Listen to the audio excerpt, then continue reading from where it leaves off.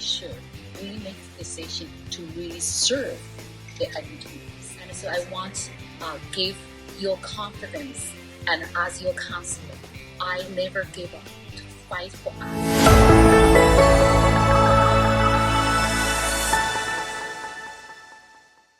Welcome to V4U Radio. Friends, I am Anu Srivastav, and this is a new series that we're starting, Meet Your Councillor, and I'm so fortunate to have starting the series with Jennifer Rice, Councillor in the city of Edmonton from Epikuka Nipiotsi area. Ward, if I did not butcher it. That is wonderful. Yes, you're right. That word name. It took me a while to get to it because I know. We have to practice. What I did not know that City of Edmonton has been divided into 12 wards. Every ward is dedicated to Indigenous, and so this is where Jennifer Rice comes from. Jennifer Rice is not new to the viewers of V4U Radio because we see her so active in all our communities. So I thought, why not start with Jennifer Rice? Welcome to V4U Radio. Oh, thank you. Thank you for this great opportunity for me to connect with the community, even though like you said, I'm in the community all the time to support the community events. So I'm Jennifer Rice, City Councillor, and for the word Epikuka Nipiotsi, you pronounce it perfectly. And so one of the things I really want to mention, our word name, and then in my word I represent the longest word name plus city's 12 word. Wow. So we have 12 councillors, and plus we have mayor. So I looking forward to chat with you today and say if there anything, and we can work together to support it. See, the city of Edmonton is very dear to me. 20 years in the city, and as the city is growing, and so are investing time, emotions, we're raising families here. So it's equally dear to us as well as a citizen of Canada and a citizen of Edmonton. So of course, perfect timing because such a beautiful time of the year I brought you in. I would start with how long have you been serving and what is the best thing you enjoy being a city councillor? That's a great question. And I, as a city councillor, this is my first term. I was elected back to October 2021. And so our term is 4 years. So right now we're just over 3 years. And for my term, so I was so happy and enjoying working as a city councillor. I think that the question is asked the most important things I enjoy in this position as a city councillor. I think I have such privilege and to serve people and serve community.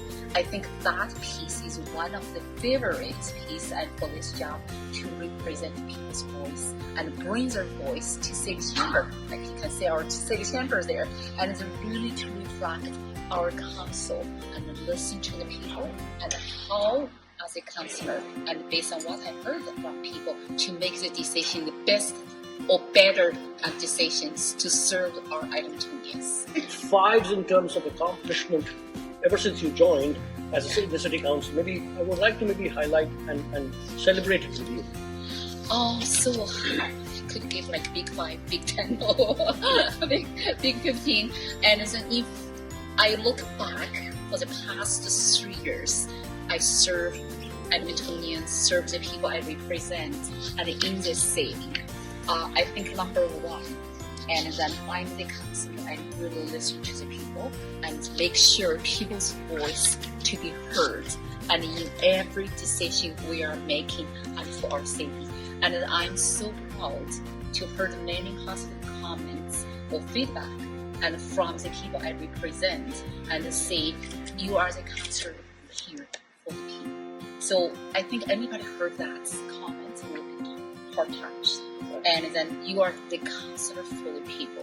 So that is number one. So demonstrate the listen to the people and bring people's voice to the decision-making table and make sure we make the decision to really serve the Edmontonians. That's number one. Number two, and to focus on make sure our city is fiscally responsible. And because we heard you probably heard lots of comments about our city's tax too high and our city's spending money in certain ways may not. Our Edmontonians want to spend money, And for me as a councillor, one of my focus area is to make sure that we spend every tax dollars responsibly and wisely, and by focus on our city's core services. So that is number 2, and then specifically during number 2, during this budget deliberation, and we just approved the budget, as you know, and the next year's 2025, the tax increase will be to 6.1%. Yeah. For 2026, the tax increase will be 6.8%. I still think the tax are too high, and based on what I've heard from the people, so what I did, I had the survey going out, and so the participation actually is great. And I received over 1,000 people finished the survey. I also had the in-person budget conversation to listen to people and ask people what you want to say our city saving money, where. And then because this is your budget, this is your taxpayer dollars, you have a say. Say, I want your money spent this way. So I had all this conversation. Based on those conversations, I brought the reduction, expenditures reduction, and to the city. Hopefully, city will follow those reductions and listen to the people. So I know, I know that I was disappointed my reduction motions did not receive the majority of council support, and because there's so many things to be balanced. But at least I try my best. I'm proud of my try to represent people.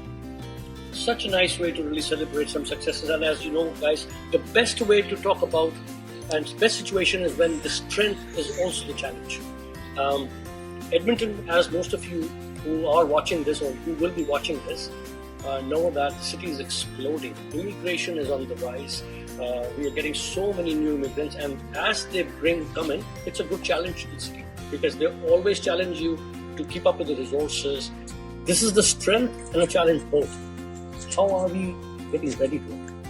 Oh, I understand the city's growth and is actually in a good positive trend. Right. And like you mentioned, we have so many newcomers to our city, and you and I, and we are actually the newcomers. Yeah. And then as a part of the newcomers, we are so glad to see the city provides support and resources to make sure everybody living in this city and we are confident to call the city home. But the challenge created, yes, we have resources, but the service level is the same. And then because Edmontonians do not want to see the service level reduce, Right. But how we can reduce? I believe as a councillor, and then the only way we could make the balance is by council. So we cannot achieve every goal we want to achieve, but we have to look at what's the priorities right now at this moment to meet Edmontonians' needs, to meet the community needs. So that's prioritizing approach, and we'll come up with some suggestion, some solution, and for us to balance service level we provide, and also what's resources available, and for our city to provide these kind of services. I'm proud to say we're very transparent. To those who do not know the 311 service, which is the city service, and you're lodging your complaints and all of that, and then you can follow them, right, and see, especially city. Right now, the challenge which I heard before coming is the traffic, right? Yes. I mean, most of the main route to travel are either construction or they're in bottleneck and all that, and they feel that it is just an eyewash. You put on no one hears your story or your complaint. What is the process of this 311? Does this come to City Council? Is this or there's another, like the city office which handles that? The council has nothing to do with that. I wanted my viewers to hear what is the role of City Council. Just policymakers, or you get into day-to-day kind of thing. What is happening in Millwood's, say 99th and say 50th, right? Something like that. Yeah. You actually brought a few good points and this topic. I want to respond to one by one. Please. The first one is about 311. 311 is the operational tool our city used for many years to connect with our Edmontonians and listen to the people's concerns or complaint, or even like the inquirers' needs. And so what's the regular process? And when 311 receive phone calls for certain complaints or inquiries, and 311's team will work with the city's different team and to address those inquiries. So sometimes it may take longer time than our public think about. Right. And because they need the collaboration and coordinated work and between the different departments and under the city. And then in terms of policy level, and for example, you mentioned about the traffic. And the traffic right now, it's become a big hot topic, Right. and for our city. So the reason, they may have different reason in the different area, but what I heard, the reason could be the construction. Yes. That is one reason. Another reason could be the population growth.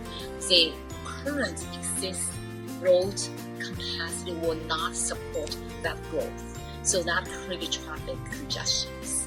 And some people complain to me, for example, 41 Avenue. 41 Avenue is our city's old boundary. And when we build the newer neighborhoods around 41 Avenue, that including Chappelle, Allard, and divorces, and so those communities grew up a lot. And specifically, and when the completion of development of those new neighborhoods, the neighborhood get busier. And some people complain to me for them to get in and out and through 41 Avenue, and sometimes take up certain minutes. So I think from that perspective, our city needs to pay more attention how we address the traffic congestion and make sure everyone in our city, they feel comfortable, they feel enough time, they feel sufficient time. It's not like 30 minutes or 1 hour to get in and out from their home or community to go to work or send kids to school. So this comes to the policy decision and how we make the road infrastructure improvement to meet the communities. Like I will take the 41 Avenue as another example. As the same example, I have been working with those new neighborhoods and then listen to their voice and meeting with the city operating team and to address and how we can improve the infrastructure for the road and to really address that traffic issues. So I understand the budget is a big concern, and because right now the city has to prioritize, but we have so many roads and across the entire city, and the city has to do the prioritizing, to do assessment, to do some traffic assessment, to do all the analysis to see which road we should go first. And if we do at all the roads at the same time, that means that we have some roads to do. So how we balance that, make sure tax is not too high, to make sure affordability for the people still come forward, and at the same time to address the traffic concerns. So right now, and for the 41 Avenue, I believe many people are listening to this conversation and from those areas, because 41 Avenue impacts so many neighborhoods. And so I want to give your confidence, and as your councillor, I never give up to fight for us to make sure the road infrastructure improvement and for those new areas. So I want you to know, and I'm working on, and I'm still working on, and will continue working on to address these traffic issues. Such a wonderful way to explain, because again, it starts from the city, then it goes to province and then country kind of thing, right? And infrastructure is ground level reality, and as the cities are preparing, especially city that I mentioned, there are two other things which people want to know more about. As much as we are so happy to see the planning side, as the new areas like Allard and Secord and all that, so city plans, like the council is planning, so we see new schools coming up. So of course, as the kids are also, like, you have got very good young population. Hospitals has been really on a hot topic. Yeah. And we know that we've not had a new hospital for a long time. Yeah. How is city preparing to help Edmontonians get more access to the medical? Because if there is no infrastructure, we'll always have to struggle. Could you maybe talk a little bit about on that side as well? So you mentioned about the two things. One is the school. Right. So that is hot topic, and another one is the hospital. So I would like to say, and you V4U Hospital, as everybody knows, was planning for a long time and will be built and then located in the world I represent. So when I heard the budget announcement and for this hospital to pass at this moment, so I was very disappointed, and because I know how much need and for this hospital to build and to support the South Edmonton, the population growth. So I had a conversation with the Minister of Public Health to really try to understand the reason why this pass, and is there any timeline and will be there for the future bill. And so I don't have specific really detailed information, but as a councillor, and I know the healthcare system is not under our city council's authority. But as a councillor, and I believe I have that responsibility to bring the voice, to bring the concerns I've heard, and to the farmers, and say, look, this is the area, and people really need the hospital, and so I can do that. So that for me, and I promise I will continue to do it. And so, because a voice makes sure that we heard and the needs to be addressed, I think that is the way and we should move forward. I have another similar question, and again, pardon my ignorance, but this is just in the benefit of the viewers. See, you got the council where councils meet, debate, they approve, they disapprove, and then there's legislature where MLAs kind of get together and they also debate. They're policy makers, right? Yeah. Just wanted to know from perspective of Edmonton and Alberta, how are the two different? Like, how do you see when you, and I'm sure you've got into both, do you see, how would you separate that this happens here and this happens? Is this just because the overall, like you said, medical belongs there, so they would be, so how would you explain that a little bit to my viewers? I think as everyone knows, our Canada government system, and we have 3 levels of government: the federal government, provincial government, and the municipal government. And each government has their own authority and their own area for them to be responsible to it. And specifically, and based on the Municipal Government Act, we call MGA, under that act, our city's responsibilities and authorities is really well defined under that act. And so we follow that act and only make decisions, only debate the items, the issues fall under our government scope. And I should say our government authorities. And so it's outside this, and it's not our municipal government authority. That could be provincial, could be federal, and for example, you mentioned schools. And schools in the newer neighborhood, and we have lots of younger families, younger kids, and we do not have enough spaces for the kids. They have to drive a long distance to go to different area to attend school. So school is another big sin and big need, and from community and under county government. It's not under ours. But as a municipal government, what's like specific as a councillor, what we could do is the same. I could bring the boards and to the school board, and we have a Catholic school board. We have a public school board every time, and I hear something, and I will always concern to them, say, and they will have and with us work together to push to build more schools in the newer neighborhoods. Friends, you're listening to Jennifer Rice, who's this councillor in the city of Edmonton, and I'm so proud and always privileged whenever she speaks. This time it's a little longer, and I'm trying to really get to know a little bit about the city council, how they operate, and again, it is just in the benefit of you. Jennifer, coming to businesses now. Yes. Right, which is very, very important for any city to grow. Yeah. What type of, you see the businesses grow, and Edmonton has got a very good foothold on the retail sectors. You see how retail is maturing.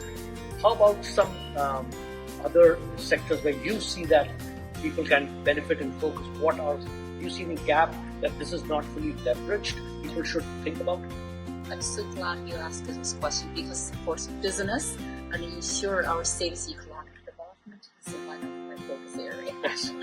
And then I started in 2024, and I try to organize the multicultural business community, and with each different ethnic groups, and to really make sure those community, those business communities, business owners, to understand what kind of resources are available around the city and could support business success. So I have been doing that. And if you ask overall, what about our city's business and could support the people right now? So our city, as everybody knows, this is a capital city of Alberta, and so we have lots of economic drivers. And for example, tourism. Yes. Tourism economy and how we attract more people come here to visit our city, and they actually create lots of money and for the city. But to support this economy, we need to have a good business restaurant. We need to have the good business in hotel. We need to have good business and to really support the people come to visit our city. So this area, actually right now, our city and also the organization explore and work with the city, our city together. We are trying to build this economy in a structure, and so that provides lots of opportunity for the jobs and also for the business and specific local services. So that's number one. So number two, and then I don't know if you're aware of the people that light. No, we are not. So lifetime economy, and I would like to say that back to 2022, and I am the councillor for supporting business and also focus on city's economic development. And actually, I put a motion to ask the council to improve our city's economy, like lifetime economy. And so I'm so glad that the council supported that. And then our city developed lifetime economy strategy and start to have the lifetime economy. That means we'll have lifetime markets. Oh wow! And so I mean, like for example, like your community, I'd like to have this lifetime market, Right. and lifetime, and then in the summertime, and lifetime and the restaurant or all this food market or different craft and bring the people together to really make sure, and then our business can get an opportunity to serve the people, and the people can be benefited from business. So all these kinds of opportunities already there. And another big one is, so another big one is about and how we can attract more international investment to ours. Yes. And through the technology, some like advanced technology. So our city recently actually approved the industrial investment action plan. So with this plan, and anyone who is interested to the international investment, not only local, and can come visit our city and find the opportunity to build their business, develop their business, and so make sure and our city to have this type of investment, and then people can benefit for this type of business development. I know it's very, very important, and again, there is. You understand the scope is so large. I'm just bursting out with issues. Again, I don't want to talk about the entire city, but other things which I wanted to touch, and I know that I cannot do everything in one shot, but I wanted to talk a little bit about crime is on the rise, and the city is struggling with that. And again, it's got a mix of lots of things. Just focusing from your ward's perspective, right? What are the few things your ward is getting ready with, so that we can never eliminate that, we know that, but we can always protect and mitigate the risk out there, right? Anything to my viewers, to Edmontonians, about how we are getting ready to fight crime? So I from my ward perspective, my ward is very big. Right. And starting from 34th Avenue down south to Highway 19, almost close to airport. Wow. So east side from Concord Trail and Highway 2 and to the west, 170th Street and also Whitemouth Creek. I think to fight climate and the one thing I heard from many residents talking about, and also from what my observation and from my word, I think care about our green spaces.